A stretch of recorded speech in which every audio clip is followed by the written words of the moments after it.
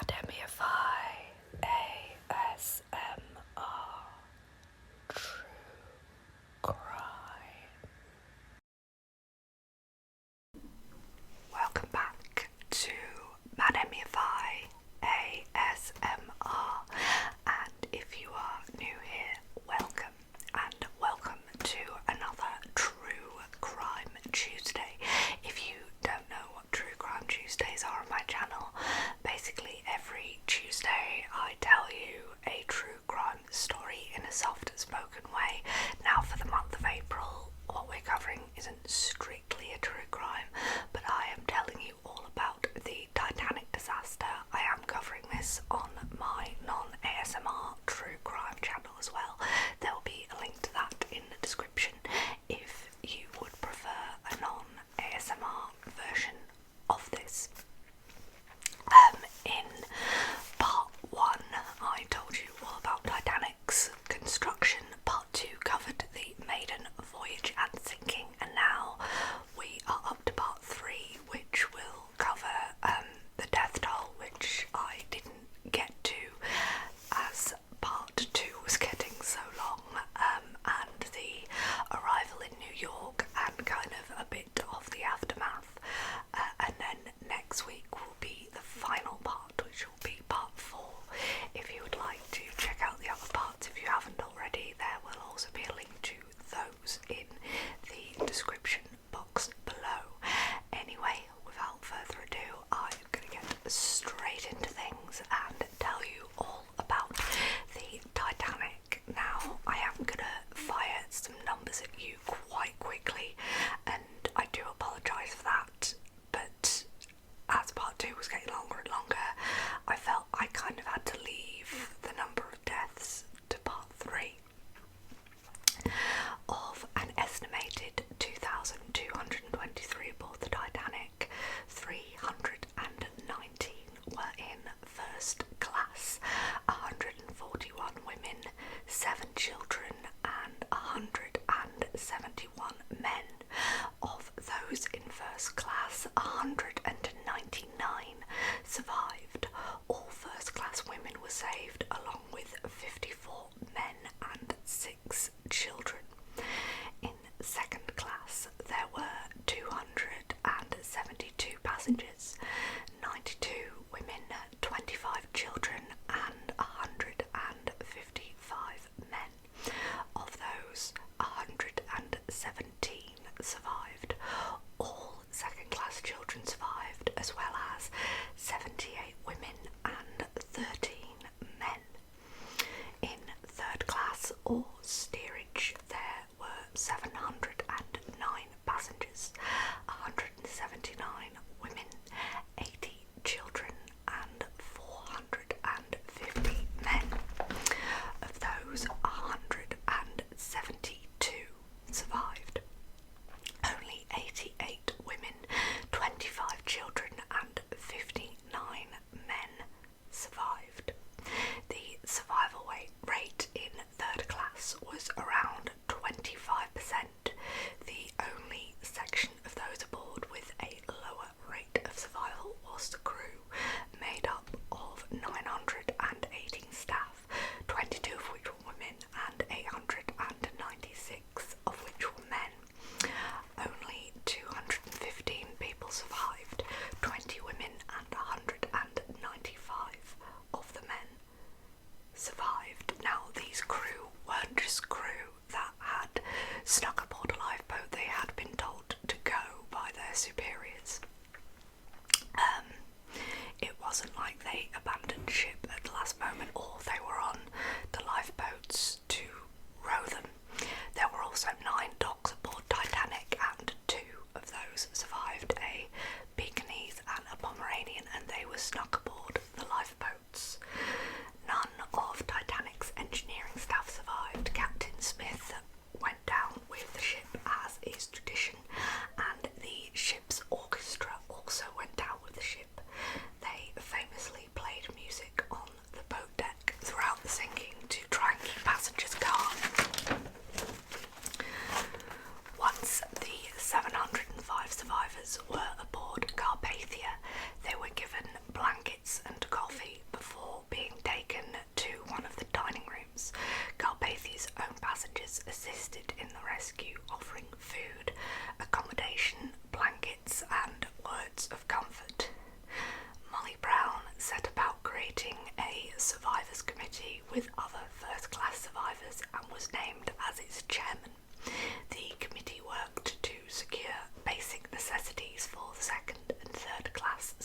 offices. They managed to raise $10,000 before even reaching New York.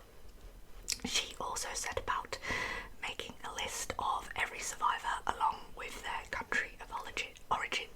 She would not leave Carpathia until she knew every survivor had a relative, friend, sponsor or embassy to greet them in New York.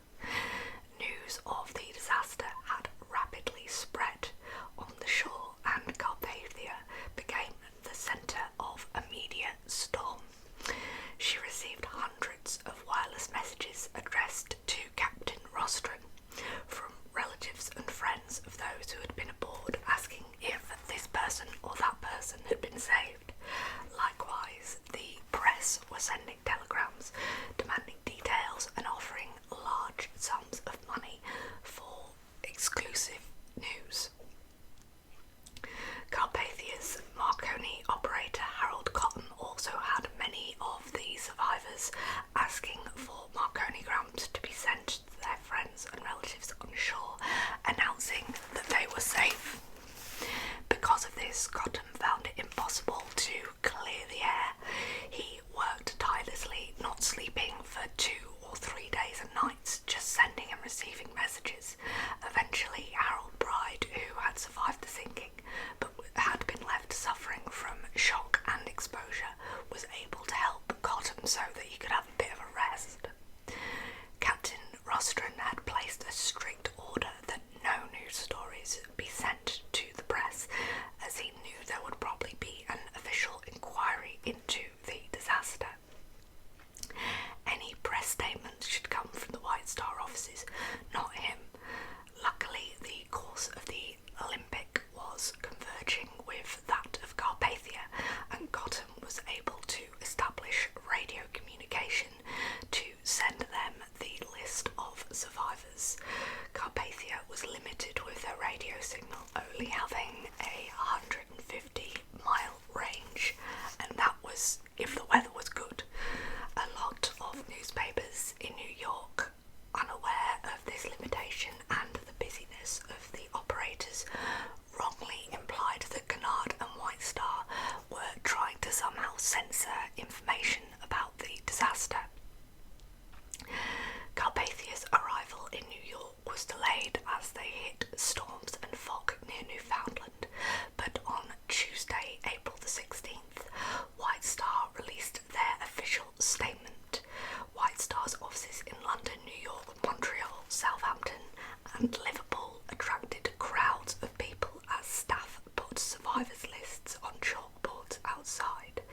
Southampton was hit hardest with losses, as 415 crew members were from the town. On the afternoon of April the 18th, 1912, the fog lifted, and at 6 p.m. Carpathia arrived at the entrance to New York's harbour, where they were greeted by a fleet of 50 small craft, all crowded with news reporters and photographers, relatives and friends of both the dead and survivors, and people who were just curious to see what was happening. These ships all converged on Carpathia as an unwanted escort to the pilot boat. To prevent any delays at customs, as well as to protect Titanic's survivors from harassment, Captain Rostron gave the order that only the pilot was allowed to board. When Carpathia stopped, the awaiting boats crowded around her, the occupants seemingly expecting Carpathia to lower the gangways and allow them to board. When they realised this wasn't going to happen, there was pandemonium. Reporters began yelling questions, some through megaphones or holding up fists full of money, hoping to bribe those on deck to either lower ladders and ropes or answer questions about the Titanic. Third Officer Reese was stationed at the accommodation ladder ready to receive the pilot. He soon discovered that 5 reporters had managed to get onto the pilot boat. Reese told them that only the pilot would be allowed to board.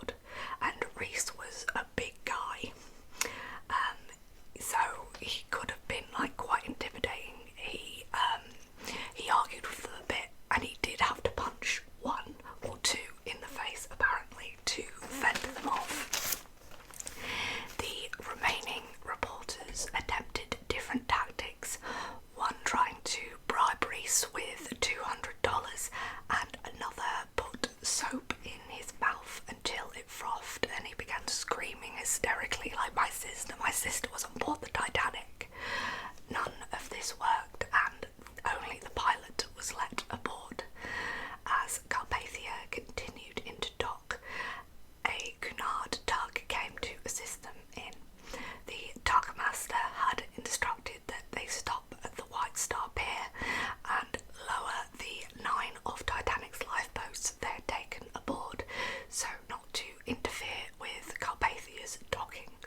They finally docked at 9:30 p.m. at Pier 54.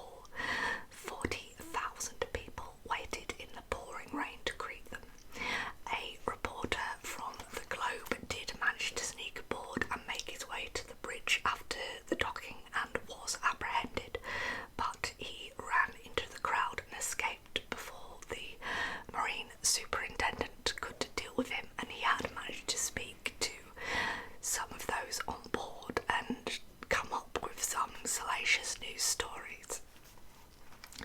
Clothing, transport and shelter were provided to Titanic's survivors by many New York-based organisations, though many survivors did not stay in New York but headed to relatives' homes.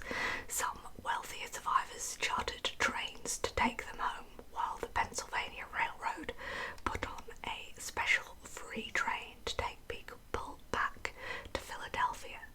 Titanic's surviving crew were taken back aboard the SS Lapland.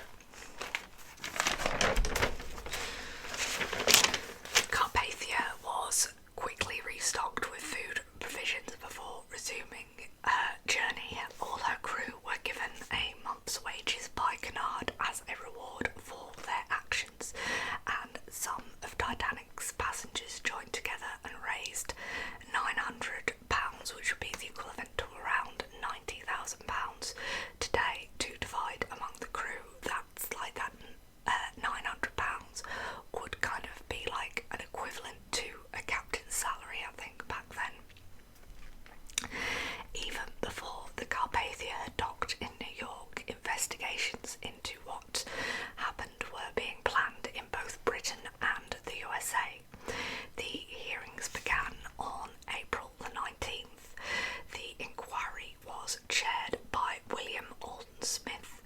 He had wanted to organise the inquiry as quickly as possible, so the event was still fresh in the minds of both passengers and crew. This was the US inquiry, by the way. The subcommittee was made up of 6 other senators, 3 Republican and 3 Democrat, all specifically chosen to represent the views of both parties. Questioning was carried out by various members of the committee at different times, rather than all 7 being present at once. However, Smith was the one who personally questioned all of the key witnesses. I believe that Smith was already building up some sort of case against the guy that owned JP Morgan, because he was trying to monopolise the railroad, and this senator was already trying to kind of build up a case against him, so that's why he was kind of pushing to be the focal point of this Titanic investigation.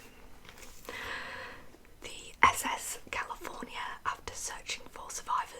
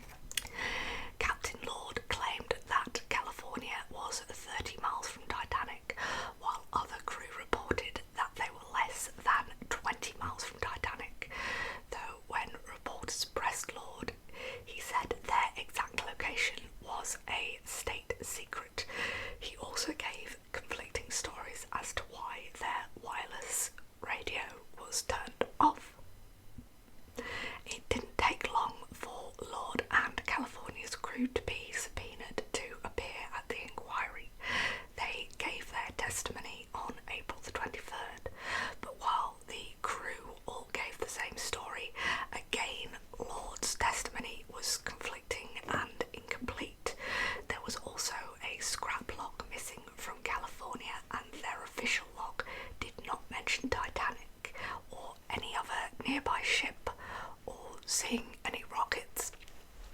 There are two very different kind of schools of opinion on the SS California. Like, even at the time, there were people that kind of supported Captain Lord and those who didn't. They were called like Lordites or something, those who were on his side, in my opinion. I feel like they must have seen Titanic, or at least some ship, and it's definitely suspicious how he couldn't keep a straight story. The American inquiry took place over 18 days. 86 witnesses were called in that time, and the transcript was over 1,000 pages long. The final report was presented to the US Senate on May the 28th, 1912. It was 19 pages long with 44 pages of exhibits. The report's key findings were that a lack of emergency preparations had left Titanic's passengers and crew in a state of absolute unpreparedness, and the evacuation had been chaotic. The ship's safety and life-saving equipment had not been properly tested.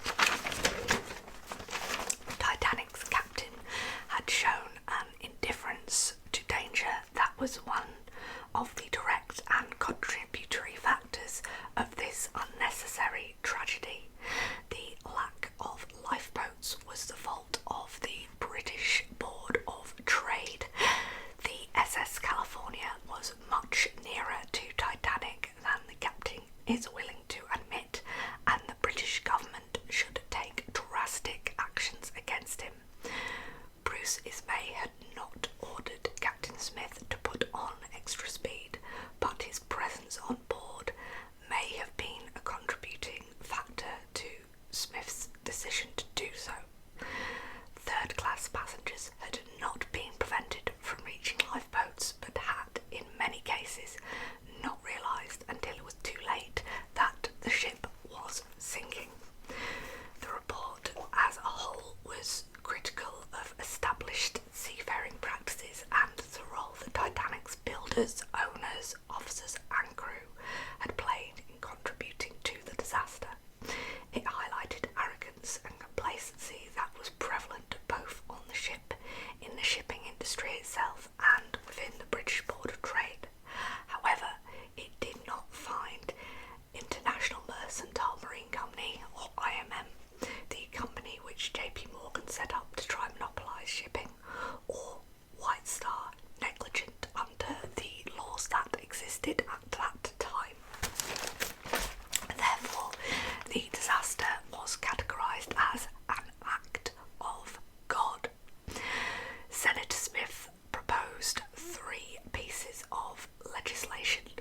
1, a joint resolution with the House of Representatives to award a Congressional Medal to Captain Rostron, a bill to re-evaluate existing maritime legislation, and another joint resolution to set up a commission to investigate the laws and regulations on both the construction and equipment of maritime vessels. The inquiry also recommended regulations to be put in place in regards to wireless telegraphy. This was put in place by the Radio Act of 1912 that mandated all radio stations in the US be licensed by the federal government, as well as mandating that seagoing vessels continue to monitor distress frequencies throughout the day and night. The Wireless Ship Act of 1910 was also amended, bringing in new regulations around how wireless telegraphs on ships be managed. The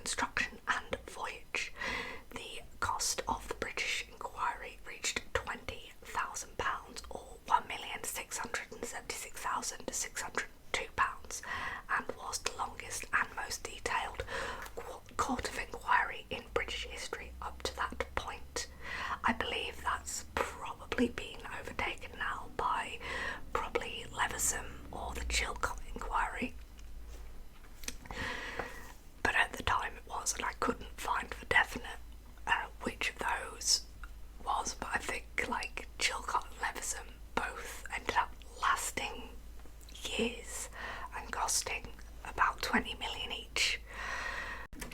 The final report from the British inquiry came on the 30th of July 1912. The report had a very detailed account of the ship, her journey and the damage caused by the iceberg, as well as an account of the evacuation and rescue. The California had its own special section in the report. The British inquiry's findings were very similar to those in the US, with some expansion on the role of SS California. The British inquiry suggested Captain Lord face a formal inquiry regarding his competency to continue as a master of a British ship, but no legal action was ever taken against him. This was because both inquiries suggested it but didn't mandate it, so it never happened. The British inquiry also criticised but didn't wholly condemn the failures of the British Board of Trade. What a shock. White Star Line or of Captain Smith, saying Smith had not been negligent as he was following long-standing practices which up to this point had not been found unsafe. Though, as I've said before, it's not really a surprise that the British Board of Trade didn't find itself at fault, as it wanted to avoid lawsuits. Also, unsurprisingly, the British press were a lot more welcoming, or received the British inquiry a lot better than the US one. While the US inquiry was still ongoing and before the British one had even begun, White Star chartered 4 ships from Canada to retrieve the bodies from the wreckage. They were the cable ship Mackay Bennett, Minia, which was another cable ship, lighthouse supply ship Montgomery, and sealing vessel Algerine. Each ship was equipped with embalming supplies, undertakers and clergy.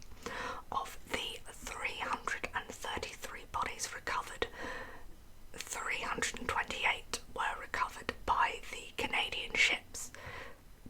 Of those ships, the Mackay Bennett found 306, but only 190 of these were brought to shore, with 116 being buried at sea. This was because even with the extra embalming supplies, they could not embalm every identifiable body, and only those embalmed could be returned to port. The captain of Mackay Bennett, Captain Lardner, told press that he had chosen to leave or return the members of Titanic's crew to the sea, as he himself, as a mariner, would be contented with that. The crew he identified by their uniforms. He chose to embalm mostly first-class passengers, as it was felt that it would be best to bring back bodies of those whose visual identification may be needed to settle land insurance and inheritance claims.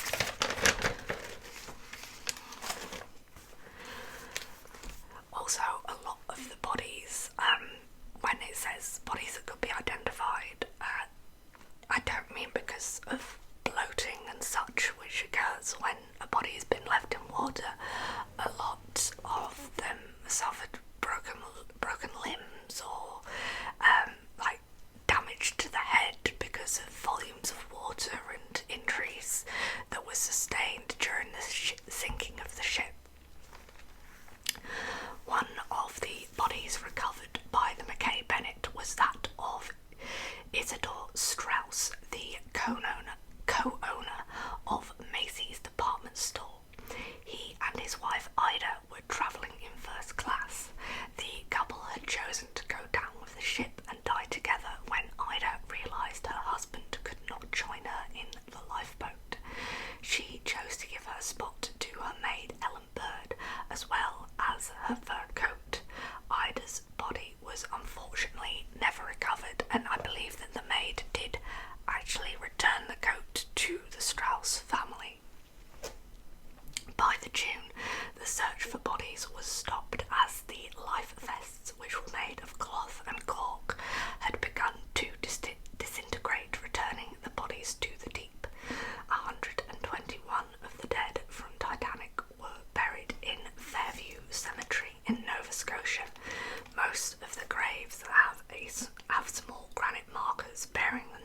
and date of death.